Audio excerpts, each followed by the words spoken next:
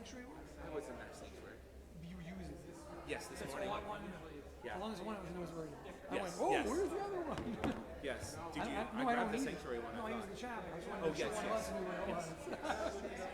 Yeah. So I pulled out the. I saw what you were working on there. So you would have the drum back there, piano here, people playing. Thank you. See? See? Thank you. You hear about that? That would have been a mess. We'll start. First of all, it turns like fire's not allowed. We are blocking it into a crisis. So there we go.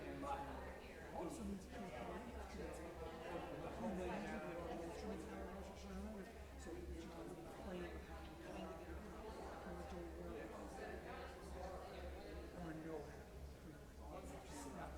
for concert for Rosh Hashanah. So actually he's been working very hard on it. But the good news is no one can keep it back there. 5 minutes. The word Kelly said, she told us, she said, fire person, security and emergency and stuff. And he said to her, she said, you can't put people back there. Meet all the way over. So here you go. So we're never going back. Yeah. We take down the glass. If you're not good, well, what do we care? You're not back there. It's funny. I do have a joke. You have a joke for us. Yes. We got a minute for a joke. We're going to have someone next to me on this kind of service. It's a nice slash Jewish joke. I'll try to do the Jewish part. Almighty. You know Moses. Well, he was the first person ever to have tablets that connected to the cloud. That's a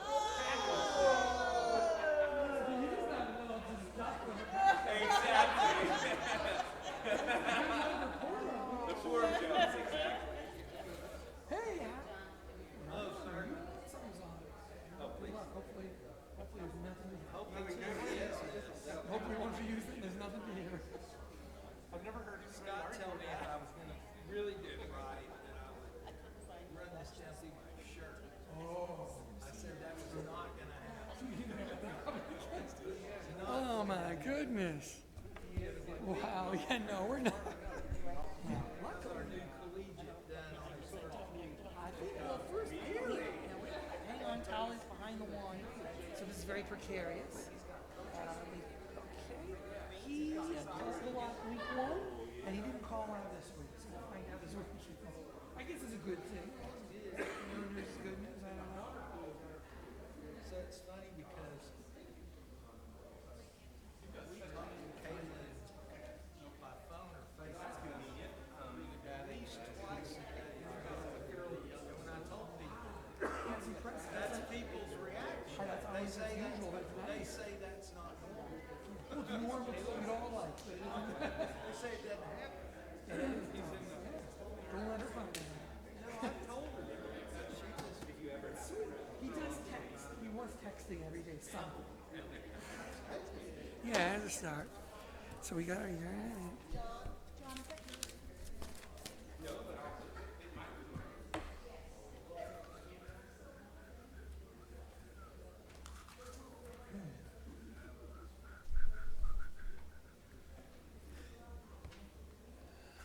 Shabbat Shalom. Thank you for being with us this night in these final 3 weeks as we count the days till Rosh Hashanah. Here during the month of Elul, an opportunity each week to prepare for Elul, to prepare for that period of Rosh Hashanah so we don't step in it suddenly. So thank you for being here and being with us. We know some people don't come because they know they're going to put in like 20 hours later. So thank you for adding that extra time now and being with us. And for those who are watching at home, if you're not feeling well, we hope you'll have a speedy recovery. For those who are with us, we are beginning on page 128. You know that summer has ended, even if it doesn't feel like it, because the choir is back with us, getting ready for the holidays. Maya Fehayom. Fehayom. Shabbat Shalom. Maya Fehayom. Shabbat Shalom. Shabbat, Shabbat, Shabbat, Shabbat, Shalom, Shabbat. Shabbat Shalom. Shabbat Shalom. As we have been doing for several weeks now, we take time for reflection in each service leading up to Rosh Hashanah. I've mentioned in previous weeks that a friend, Rabbi Deborah Robbins, spent several years writing 50 different poems about Psalm 27. Psalm 27, for those of you who don't know, was designated centuries ago as the psalm that Jews read daily throughout the month of Elul all the way to Sukkot. And the psalm that speaks of one thing I ask of God, that I can dwell in the house of the Lord forever. And you hear it in synagogues. And what Rabbi Robbins did was wrote a different poem for every several verses. And so we share those with you to reflect on for those of you who want to prepare for the holidays but lack the discipline. And if I didn't have to write sermons, I'd be one of those people. So I'm doing a lot of reading and reflecting. Rabbi Robbins' book is wonderful because it has an exercise for you stop and you breathe and you empty your mind, and then you read the psalm in English, and then you read the poem she's written, and then you write down your notes. And for those who want that kind of a tool, we have copies of the book at cost, so that at any point during this Elul period, you can let us or the gift shop know if you want a copy of her book. Rabbi Robbins will be with us to talk about writing the book, but not until the week of Yom Kippur. So I'm letting you know beforehand. And so as we prepare for Shabbat, first, take a moment and turn to those around you and wish them Shabbat Shalom. Shabbat Shalom. Shabbat Shalom again. Never know if I'm on or not. Oh, I'm on. Seems to me I'm on regardless. Okay.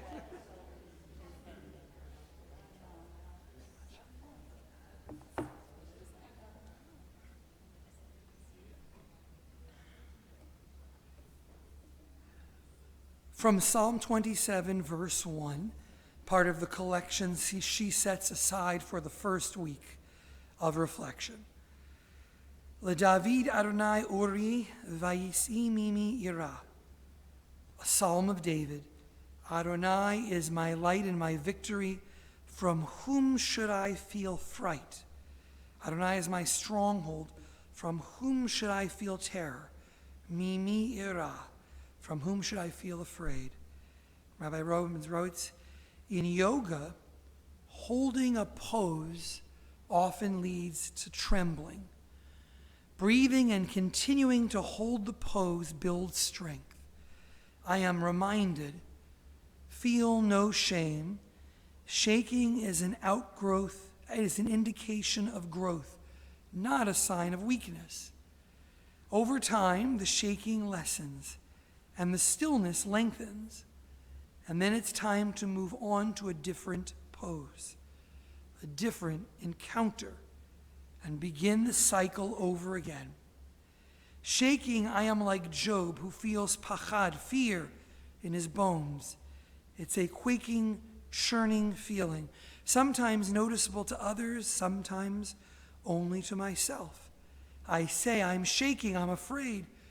Or maybe I've been shaken physically, emotionally, spiritually by an intense encounter. I breathe, I wait, the shaking stops, the calm returns. I move again to a new position, but I am changed. Trembling, I am like Hagar, who feels yirah, fear. Frozen in place with fear in her heart, in that moment all motion stops. I say I'm paralyzed by this experience. Or maybe I need to stand still to see what is happening. I hear a voice, see a wellspring, extend a hand. The fear retreats and I grow.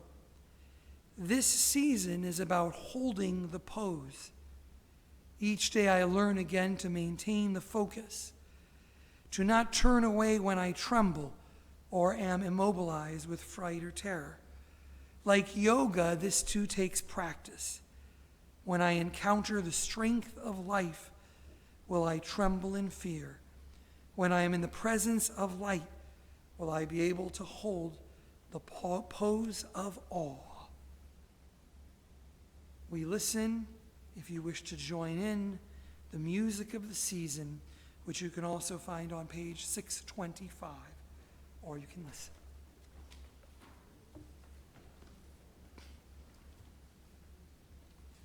We'll be singing Shabbat Service. And actually, if you'd like to join us, it's going to be on page 662. Oh, I'm sorry. But our closing song will be on the Oops, sorry, we're not at 625.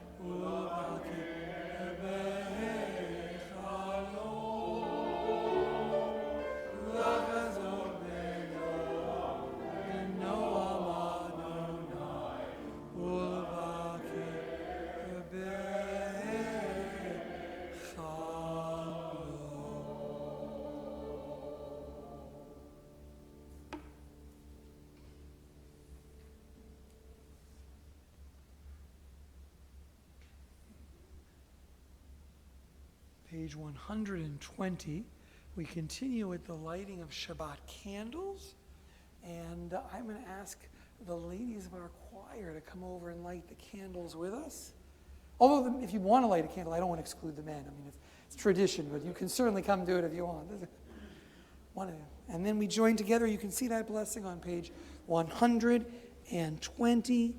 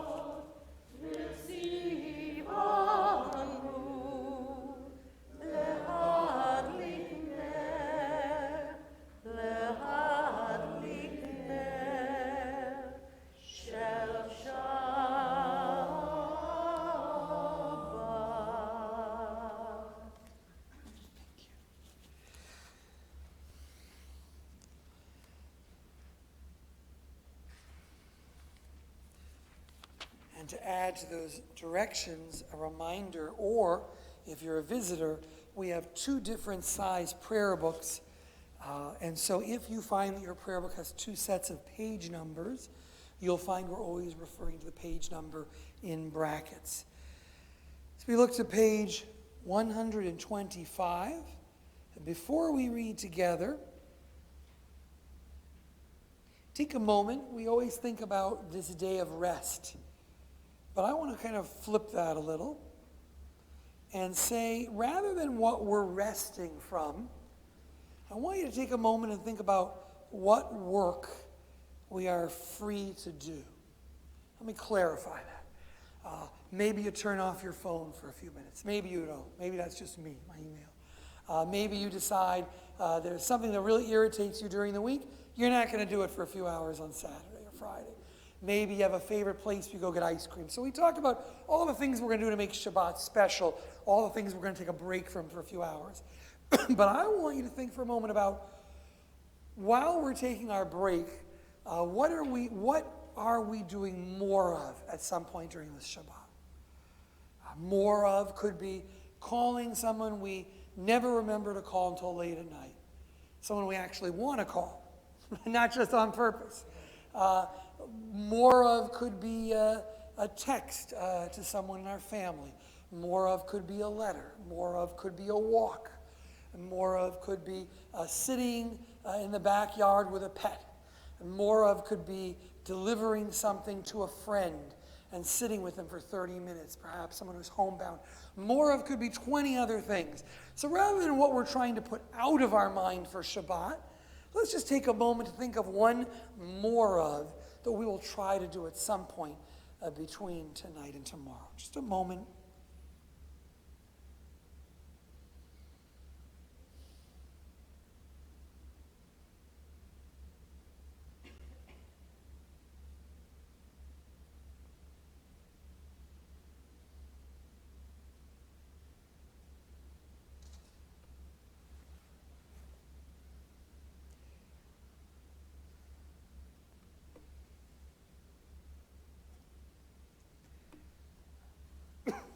Page 125.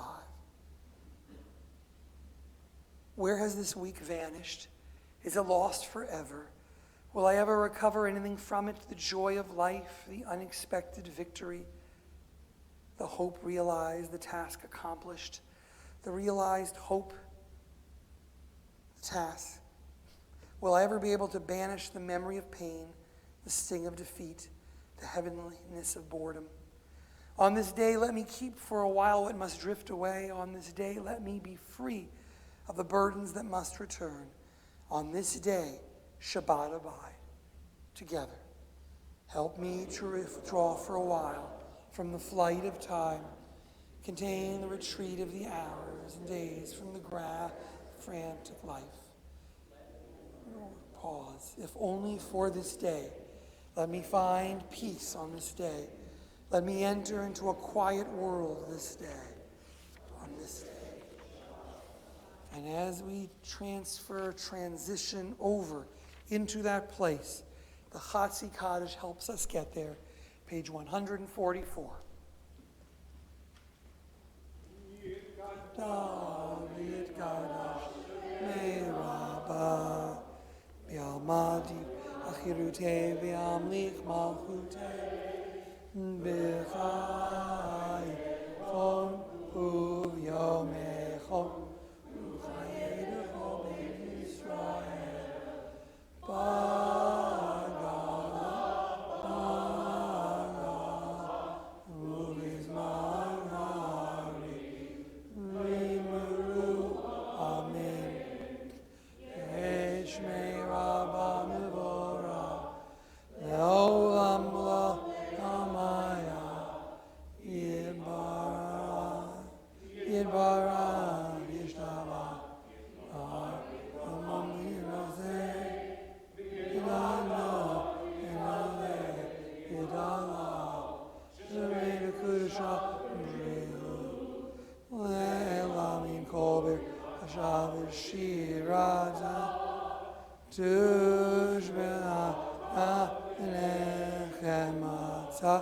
Dami Irom Biyama. Amen. We rise for the Baruch Hu. We remain standing through Shema.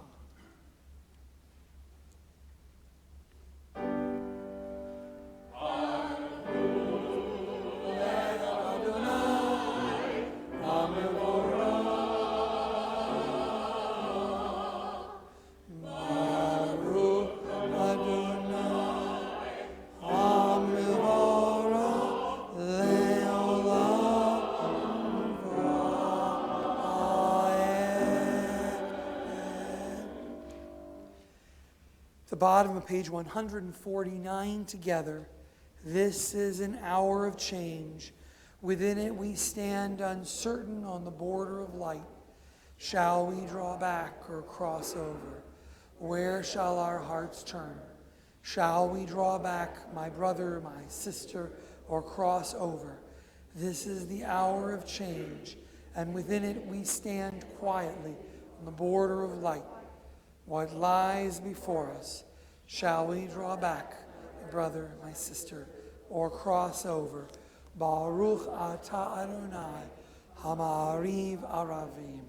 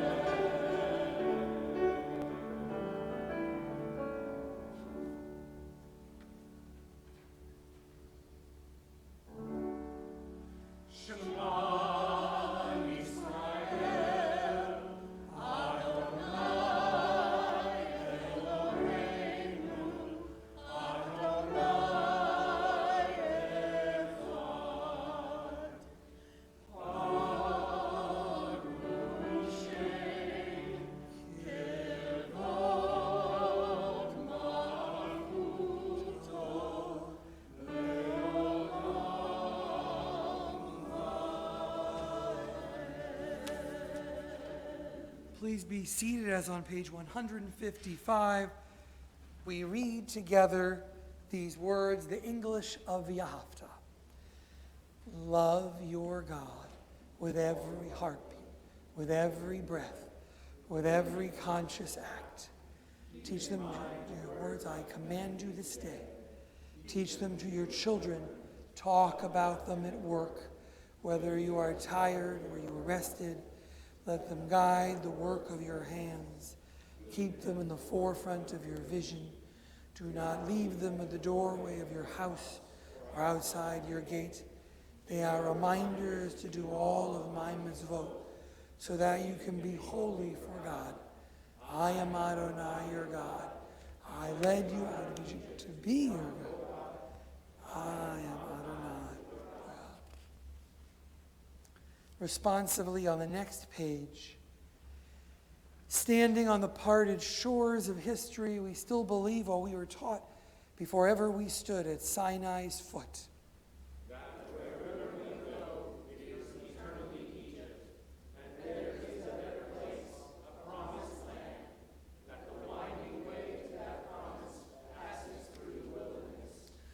There is no way to get from here to there except by joining hands, marching together.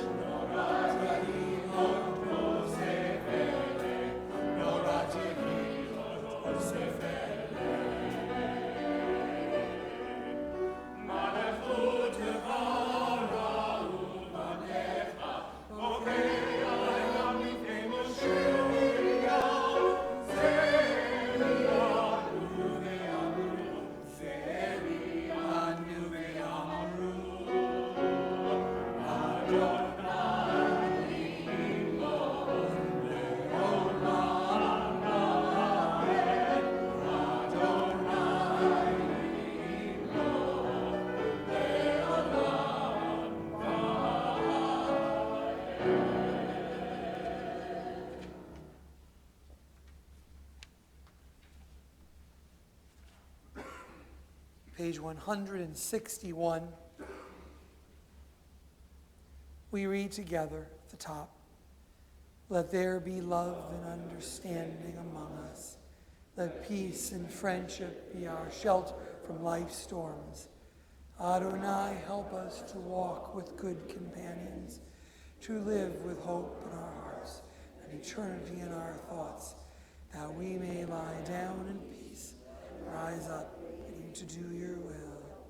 Baruch atah Adonai, haporei sukat shalom al ve'al kol amo Yisrael.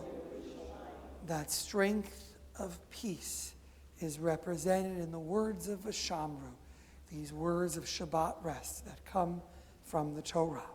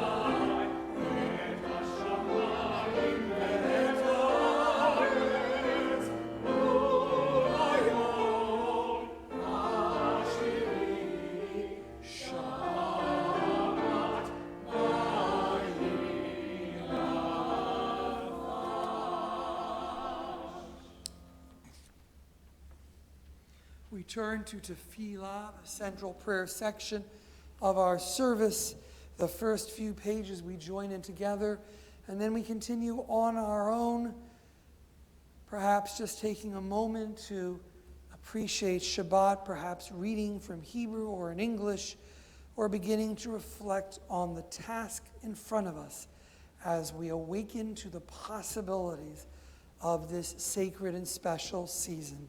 We rise and turn to 164.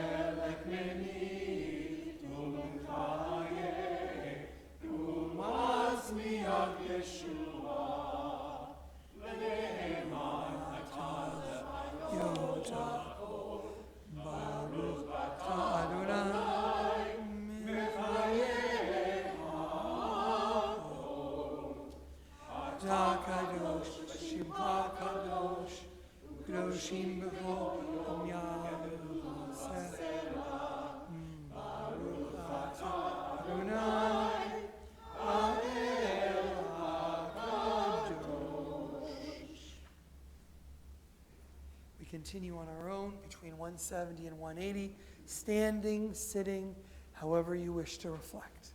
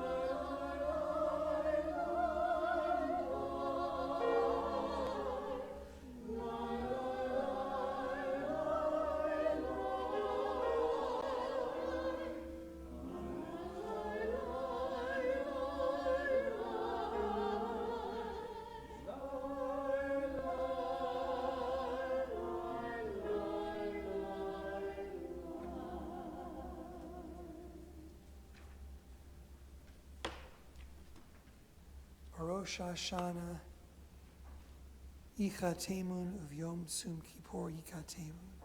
On Rosh Hashanah, it is prepared and written. On Yom Kippur, it is sealed.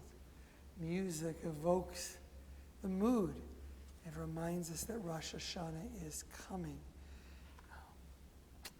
And so, speaking about inscriptions and seals, we come to the service for Torah. And so, the service for the reading of Torah, preparation for taking out Torah, can be found on page 364. Our President Howard Bellow will be helping us open the ark and carry the Torah through the congregation. Please rise.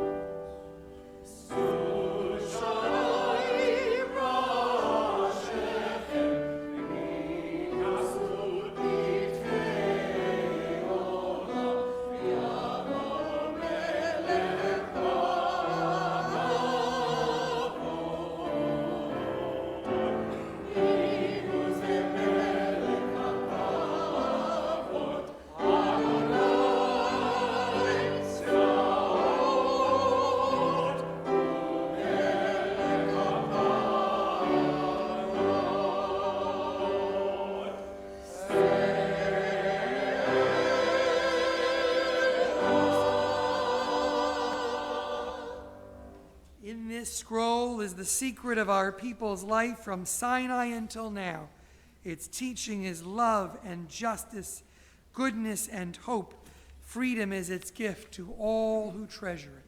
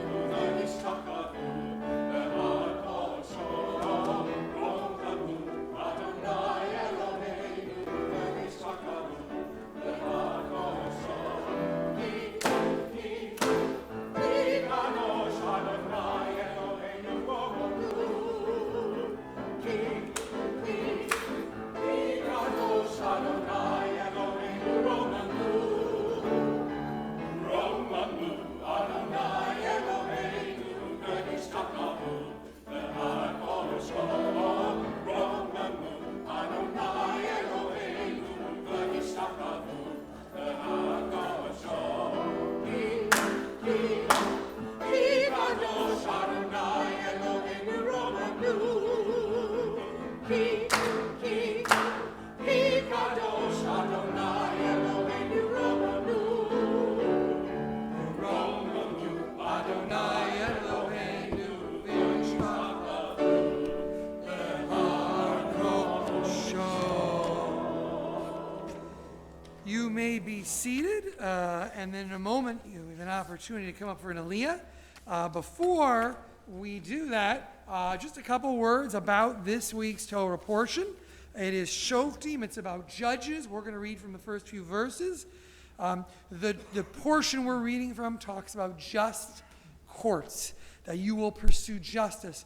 One of the more famous passages in the Torah, tzedek, tzedek, tirduf, justice, justice, you will pursue that you may live long in the land God's given you, comes from this Torah portion.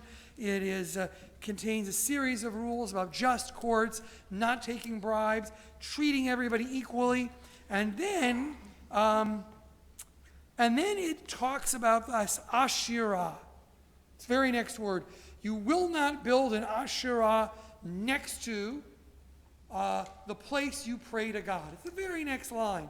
And a lot of commentators have struggled with, what does this have to do? This Asherah that you will build, lest you be lured away from things. So the first thing we need to know to figure this out is, what is an Asherah? I know that if Robert Simon was here, he's got good trivia, but he's not. I was figuring he'd answer that. Okay, it is, someone knows? It's not a Jewish thing. Don't feel bad. If you don't know it, you didn't fail Hebrew school. It's not. It traces back far back way before the Torah. In Ugaritic culture, it was a mother goddess. And it was a pillar you set up for the mother goddess. And not only that, but this was a special place you went and prayed, and you hoped that the mother goddess would listen to you. Okay, so now we have this pillar you set up for a mother goddess right after you're told to have just courts. Strange. One rabbinic commentator suggested that the answer lies in going 3 verses back. Remember, our demarcation of different parts of Torah is false, right? In other words, we say, last week was one portion, this week is a new portion. And they cut them all up. But they weren't originally meant to be looked at that way. So this week's Torah portion starts with Judges. But if you were to go back 6 lines, that's all, you would come to the verses that talk about the festive seasons. Passover, Purim, Shavuot. Passover, Sukkot, and Shavuot. No Purim. And for Sukkot, which is the last holiday mentioned right before justice, we hear about this incredible 7-day festival. And in those 3 verses, it talks about thanksgiving and rejoicing and dancing and celebrating. And who's going to be there? Everybody's going to be there. Your Levites are going to be there. Your foreigners are going to be there. Your slaves are going to be there. Your orphans are going to be there. Your widows are going to be there. And yes, unlike certain parts of the Torah, all the men and women are going to be there together. So now let's think for a moment, right? Those of us whose minds are moving into PG-13 category, right? So now we have a feast, a festival of pilgrimage, a feast that is going to take place for 7 days of Thanksgiving. Everybody's invited. Everybody's going to rejoice. Everybody's going to dance. Everyone's going to have a great time. And then we move to this section about justice. And remember, when it's written, it's not a new Torah portion. Okay, so we have 2 totally different things here. And then we read about the Asherah, which is how people would put up poles to pray to this pagan goddess. And if we were to look further into this pagan goddess, we would find that people would put up posts, and they believed if they sang and danced and celebrated, that maybe they could sway judgment and get a new verdict from this pagan goddess. So suddenly, we go, oh, so suddenly we move from a feast of thanksgiving, Sukkot, to rules for justice, to a warning, because there's still plenty of pagans around the Israelites in the same land, not to set up posts for these other pagan gods who people would pray to sway justice. At the same time, we're running just courts. So somehow, there are three different things sort of getting squeezed together there. There's certainly a warning about paganism, implicit in there somewhere. But there's also a warning about the importance of a just society, because only a just society is worth God's blessing. And then, just in case we didn't get it, and we didn't get it because we don't pray to Asherah. But from what I'm told, I wasn't there. From what I am told, if you lived 3,500 years ago, everybody knew what that was. So if you said in the Torah, don't put up an Asherah, they went, oh. And so we move from this wonderful celebration of Thanksgiving to warnings about a just society.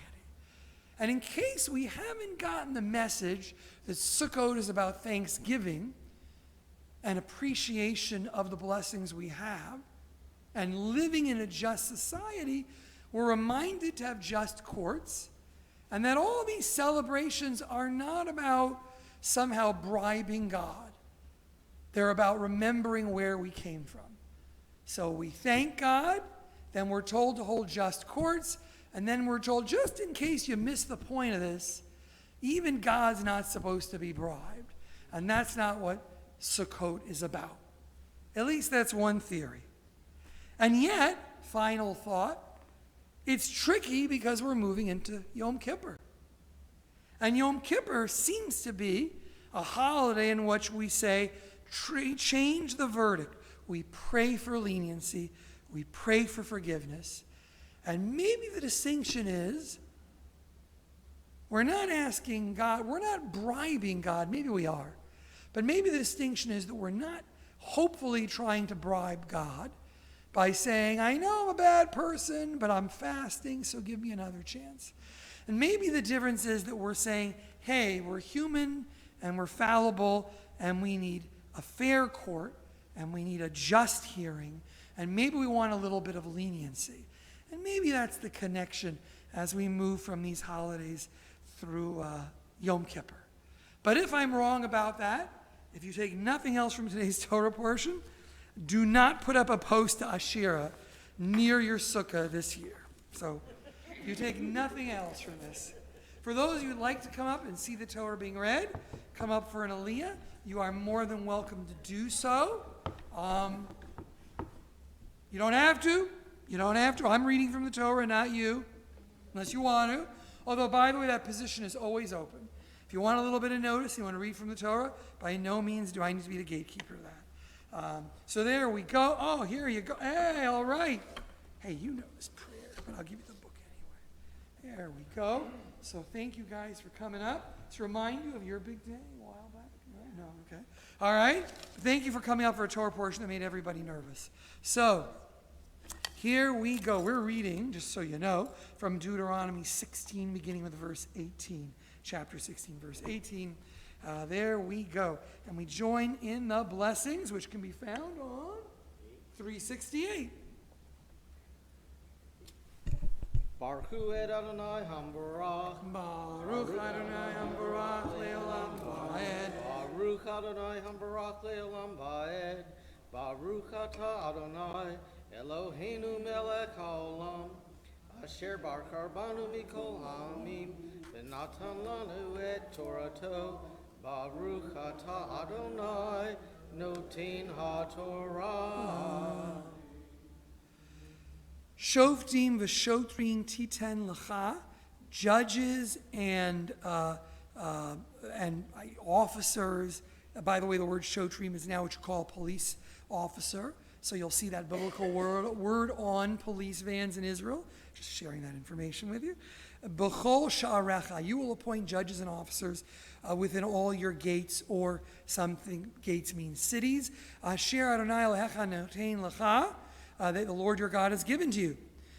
Lishvotecha v'saftu et ha'am mishpat tzedek, and you will set up a justice for the people, and you will judge justly, so that the people will have a righteous settlements upon them. Lo tita mishpat.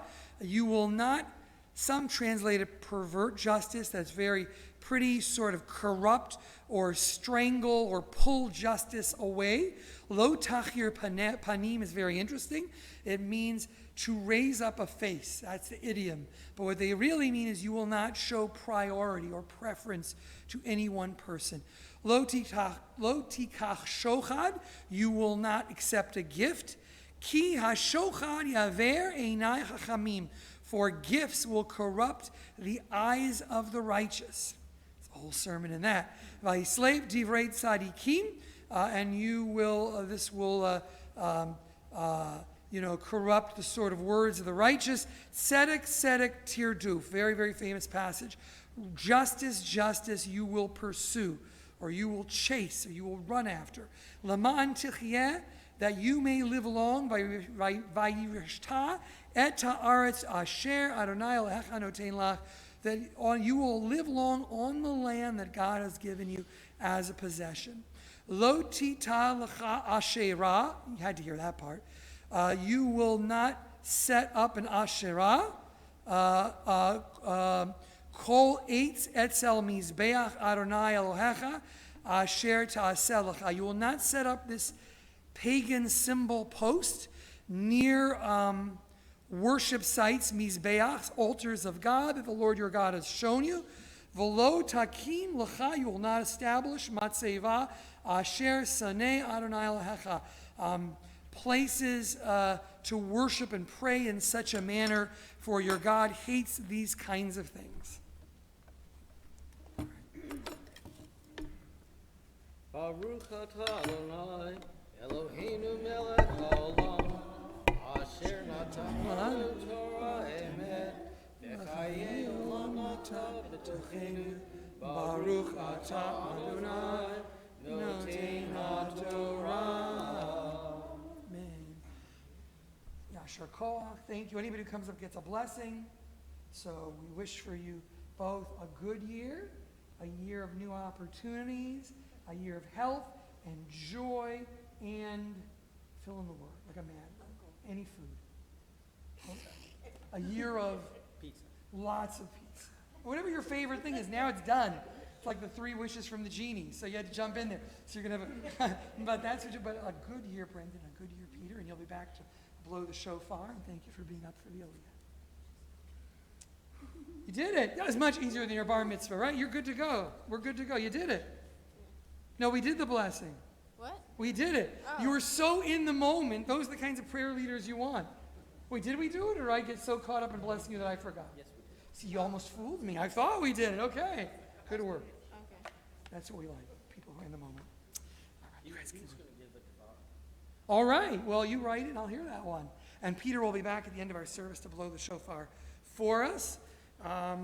Before we return the Torah to the ark, and actually, now we'll do this first. It'll be better that way. First, we'll take time for the Mishaberach, the prayer for healing. The Mishaberach can be found on page 371. And before we join in that prayer together, I want to point out that there are the names of many who are ill on the back of your service sheets. Sadly, their illness is such that we have them on these sheets for week to week, and we pray that for some of them strength and healing will happen. If you have a name that is not on this sheet, as I look around, you can add it. Jimmy Allen. Samuel and Elizabeth.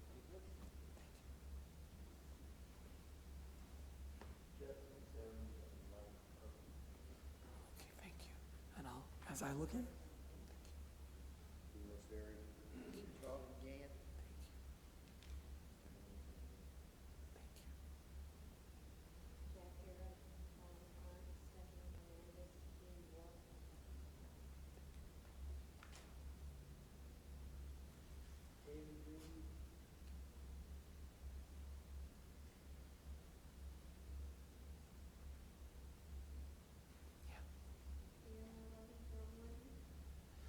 Mishaberach, may the one who blessed our ancestors and gave them strength in their moments of weakness bring strength to all who are in need.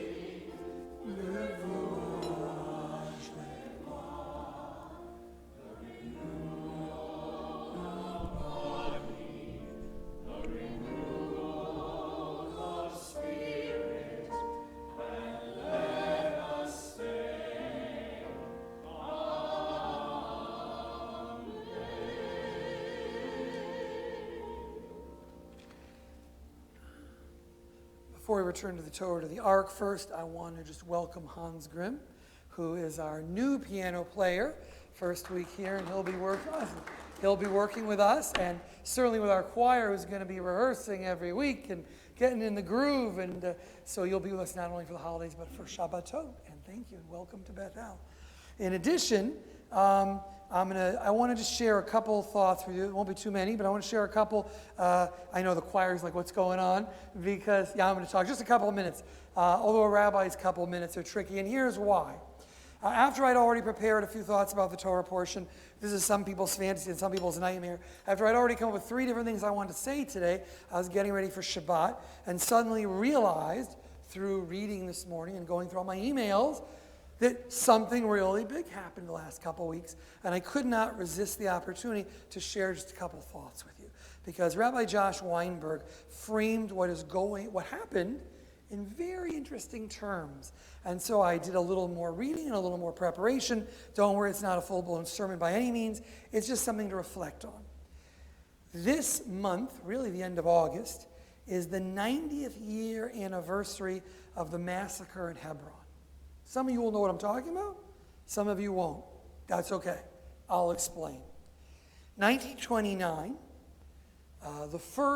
there had been many acts of violence about 10 years earlier in the land of Palestine after the signing of the Balfour Declaration. But really nothing on the level of what happened in Hebron and in Sfat, the northern city of Israel, where Jews and Arabs thought they were coexisting somewhat kindly together. And just this week, Netanyahu, the prime minister, went to Hebron to say there in the presence of many members of his cabinet, the Jews will always be in Hebron. That was a loaded statement for a number of reasons, but I don't really want to get into politics, except to remind everybody that if you look at a map, Hebron's in the West Bank, and Hebron has never had many Jews, except that Hebron has the cave of the patriarchs, the cave that Abraham buys in the Bible to bury his family. So that cave has deep religious significance for Christians, Jews, and Muslims. Universal site of holiness. So I'm less concerned in what he was doing, which was an election tactic, and more interested in us looking at Hebron as a place that defines the challenge ahead of us. And with credit to Rabbi Josh Weinberg, the head of ARTSA, the Association of Reformed Zionists in North America, because he made me realize, yeah, that's a great point, Josh. And then I started kind of reading and really thinking about it. So for those of you who don't know what I'm talking about, just a word about this. In 1929, there are reports in August, the end of the month, that Jews are marching to the Temple Mount, which of course is the site of the Dome of the Rock, many churches, the wall, and that at that march, some nationalist Jews are saying, we're going to take the wall. It's unclear what happened or really didn't happen. But the message spreads throughout Arab communities that the Jews are going to try to take over the Temple Mount. Temple Mount has the Dome of the Rock, where Muslims believe Muhammad kind of ascends from traveling from where he is in Mecca.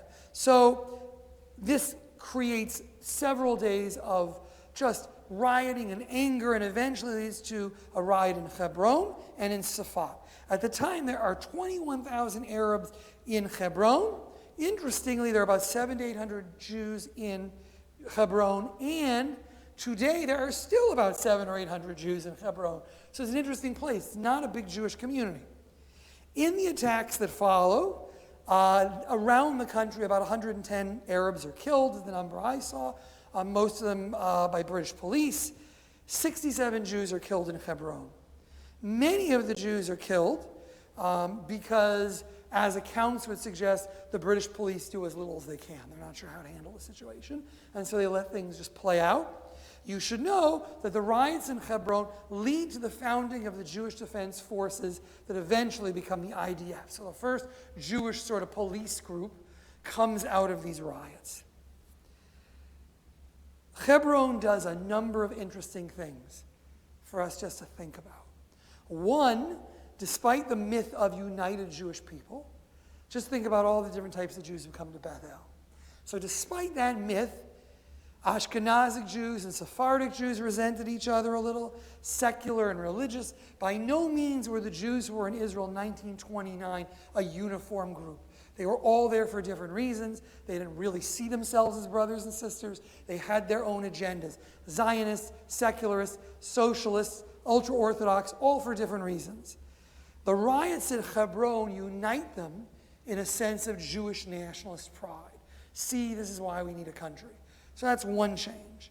As far as the Arab communities are concerned, historians have written that it's the riots in Hebron that really create that sense of sort of Palestinian nationalism before they're Palestinians. Like, oh my gosh, look at these Jews. They didn't run off. Look what's resulting. This is really a force to be reckoned with in the future. That's what some historians have said. Rabbi Weinberg and others have written that this is the beginning of a really deep distrust among the country's Jews and Arabs. Many will trace it to this point. For the Arabs, there's an awareness that these Jews are not leaving. For many of the Jews, the utopian fantasy that was Israel. All these people living together as one is gone. And for those who came from Europe, from pogroms, it's a whole different sense of thinking about Israel. So 1929 in Hebron changes the whole conversation. Here are a couple more ways it changes the conversation. In 1968, Rabbi Moshe Levinger brings 30 people to Hebron for a Seder. They have a Seder. They eat, they celebrate, they stay for a week, they never leave. So it's one of the first settlement movements outside of what is recognized as the land of Israel. 1994, Bar Goldstein, a Jewish, I'll let you fill in your word for describing him, right around the time of Purim, goes to the cave of Machpelah, where all faiths believe Abraham has buried family members, and opens fire on a group of praying Muslims, kills 29 of them, injures many, many more.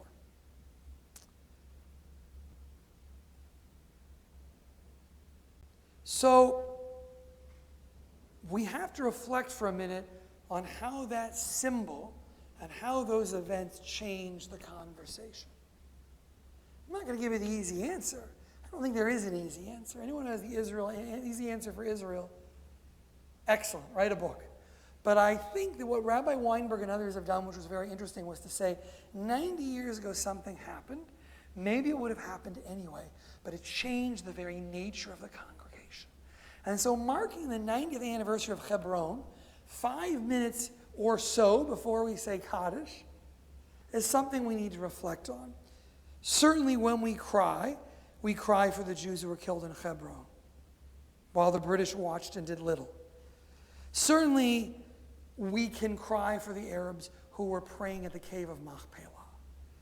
Certainly we can cry for the many who have been killed in the decades since that time. We can also cry for a crisis with no solution in sight. Hebron is the first real moment where the Jewish people realize, well before everything else, that the land they are in offers no easy answers. And so 10 days before another Israeli election, the complexity of that site and what it means is still a giant question mark. And it challenges us. For 90 years, there have not been easy answers. So as our beloved state of Israel struggles, our prayers are that clarity will arrive as this mystery and this question mark continue. And so we keep them in our prayers. We turn to page 374 to return the Torah to the Ark, and then we'll continue with Elena and the Kaddish. Please rise. Thank you.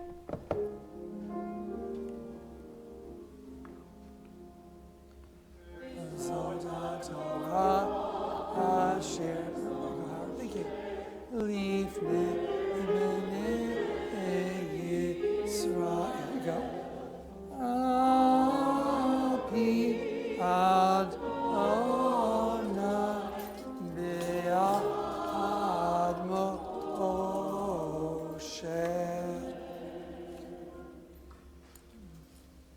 Behold the Torah, a tree of life to all who hold fast to it.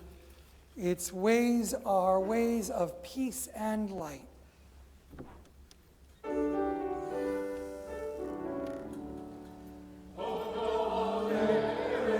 Shama,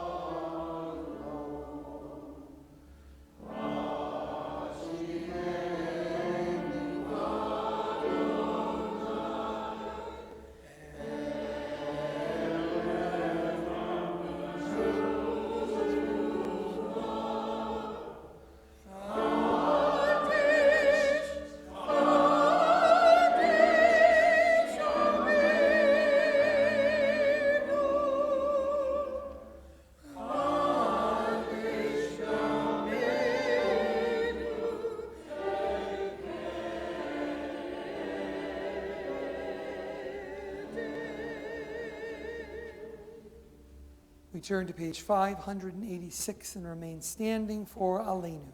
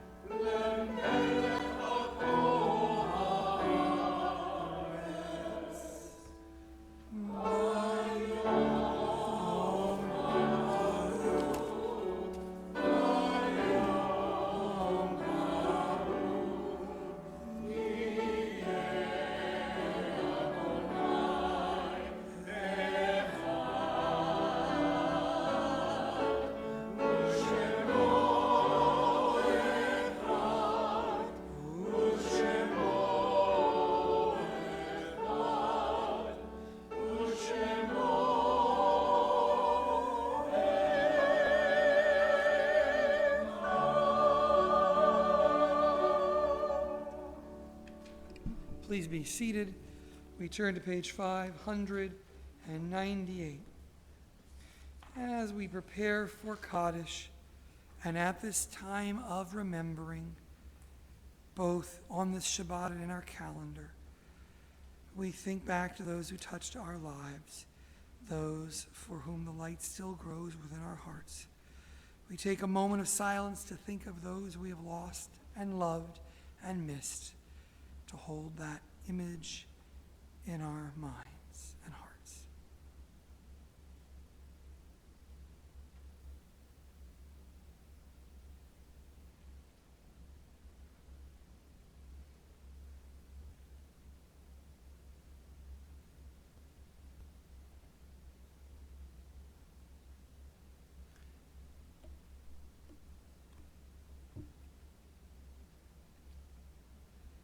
As I read the names of yortzites, the anniversaries of their deaths, those who have passed, feel free to rise if you wish as you hear their name read.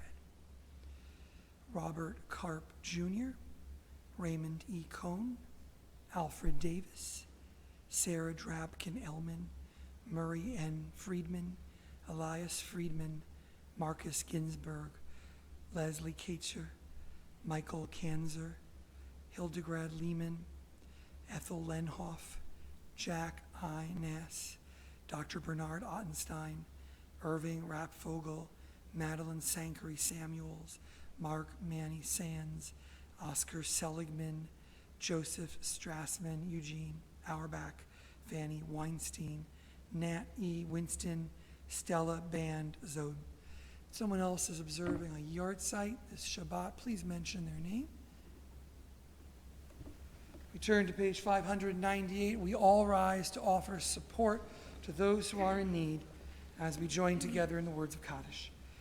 Yitgadal v'yitgadash shemei Rabba bi'alma divrach hirute v'yamlich malchute b'chai echon u'vyom echon b'chai d'chol Beit Yisrael b'galal v'zman kariv v'imru amen. Yehi shlama Rabba shmei Maya. Yitbarach v'yishtabach v'yitba'ar v'yitromam v'yitnaseh v'yitadar v'yitaleh v'yital shnei d'kudsha b'richu leila min kol birchata v'shirata tushbachata v'nechemata damiram v'amal v'imru amen. Yehi shlama rabba min shemaya, chayim aleinu v'al kol Yisrael v'imru. Say shalom b'mromav, hu yaseh shalom, aleinu v'al kol Yisrael v'imru am. Zichronam livracha, may their memories be for a blessing to us. Together we say, Amen. Please be seated. Our closing song can be found on page 665. No, because I got the numbers wrong before, so I'm making sure I don't call it a Hachalti. So join together, an oldie but a goodie, a tune we haven't done in a while.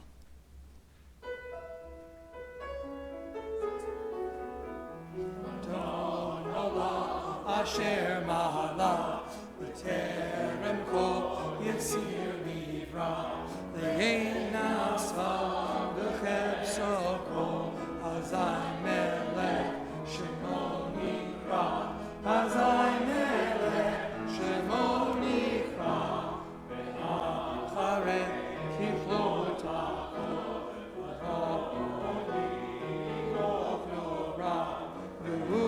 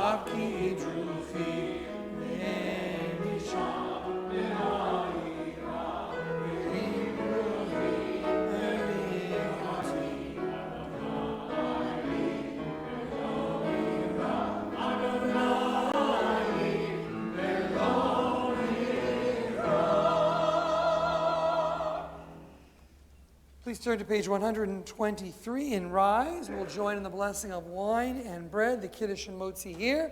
And then we'll hear a tekiah, a blast every week till Rosh Hashanah. And then going through Rosh Hashanah, we join in the blessing over wine and juice. You want to come up and get some juice? No? I'm going to go. I'm going to let you hold this. We need some juice. There you go. Anybody else? No? All right. Well, there we go. Well, you get some. There you go, my friend. All right. No? Okay. We join. Please. All right. Baruch atah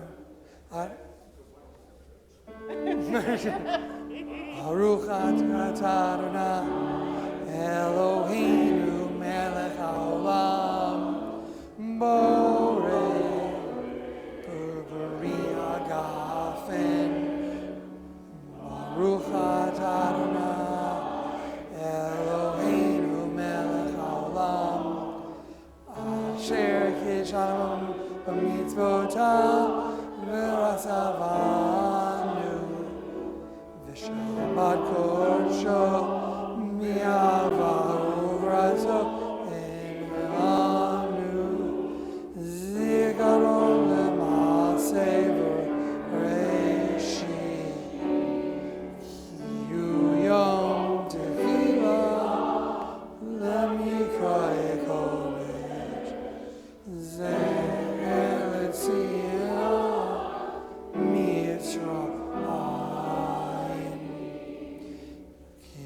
Vanuva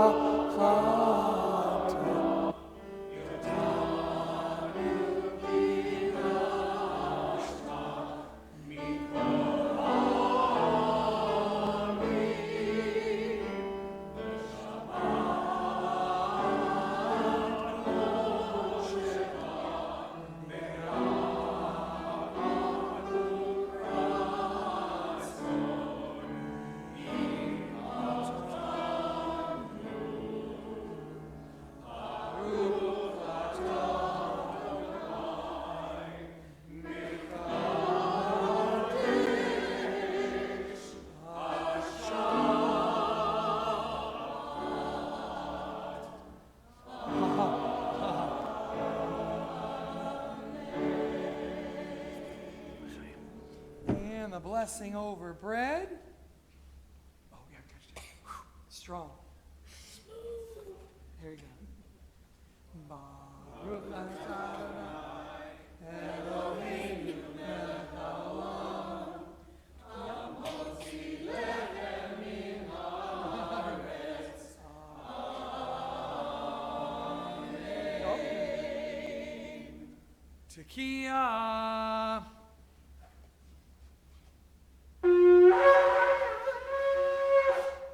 Shabbat Shalom. Oh, yeah, there are a few weeks till Rosh Hashanah. That's why you get to practice. We're expecting